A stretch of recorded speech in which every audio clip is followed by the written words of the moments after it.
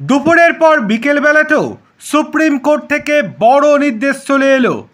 এবারও কি মমতা বন্দ্যোপাধ্যায়ের পক্ষেই রায় গেল, নাকি মমতা বন্দ্যোপাধ্যায়ের সরকারের বিপক্ষে? চলুন বিস্তারিত জেনে নেওয়া যাক। তবে আপনাদের কাছে ছোট্ট অনুরোধ, ভিডিওটি ভালো লেগে থাকলে লাইক, কমেন্ট, শেয়ার এবং সাবস্ক্রাইব করতে একদম ভুলবেন না। স্কুল সার্ভিস কমিশনের নতুন নিয়োগের বিধিকে চ্যালেঞ্জ করে সুপ্রিম কোর্টে যে মামলা হয়েছিল তা খারিজ করে দেওয়া হলো। সেই সঙ্গে মামলাকারীদের উদ্দেশ্যে শীর্ষ আদালতের প্রশ্ন, সুপ্রিম কোর্ট কি জুয়া খেলার জায়গা? সুপ্রিম কোর্ট জানিয়েছে, এসএসসির বিধিকে চ্যালেঞ্জ করে এই মামলার কোনো গ্রহণযোগ্যতা নেই, কারণ আদালত নির্দেশে কোথাও বলেনি পুরনো বিধি অনুযায়ী নিয়োগ করতে হবে। নিয়োগ বিধি নিয়ে সিদ্ধান্ত নেওয়ার অধিকার কমিশনের রয়েছে, জানিয়ে দিল শীর্ষ আদালত।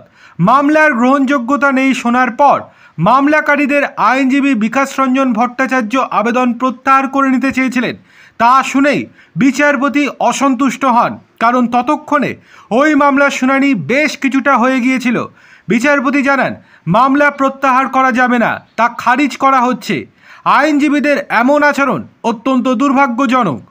26,000 চাকরি বাতিলের পর সুপ্রিম কোর্টের নির্দেশ মেনে নতুন নিয়োগের বিজ্ঞপ্তি দিয়েছিল এসএসসি, কিন্তু তাতে বেশ কিছু আপত্তি তুলে হাইকোর্টে যান চাকরি প্রার্থীদের একাংশ। তাদের মধ্যে অপেক্ষামান তালিকায় অর্থাৎ ওয়েটিং লিস্টে থাকা প্রার্থীরাও ছিলেন। হাইকোর্টের বিচারপতি সৌমেন সেন এবং বিচারপতি স্মিতা দাসের ডিভিশন বেঞ্চ এই সংক্রান্ত সকল মামলা খারিজ করে দিয়েছিল। আদালত জানিয়েছে, এসএসসির বিজ্ঞপ্তিতে হস্তক্ষেপ করা যাবে না। এটা সত্য যে কমিশন এবং পর্ষদই বর্তমান অচলাবস্থার জন্য দায়ী, কিন্তু দ্রুত শূন্যপদ পূরণ করা এখনই লক্ষ্য। না হলে আগামী দিনে আরও জটিলতা তৈরি হতে পারে। এই নির্দেশকে চ্যালেঞ্জ করে সুপ্রিম কোর্টে মামলা হয়। বিচারপতি সঞ্জয় কুমার এবং বিচারপতি সতীশচন্দ্র শর্মার ডিভিশন বেঞ্চে আজকে এই মামলার শুনানি হয়েছে। মামলাকারীদের উদ্দেশ্যে বিচারপতি কুমারের প্রশ্ন, আপনারা কারা, যোগ্য নাকি অযোগ্য?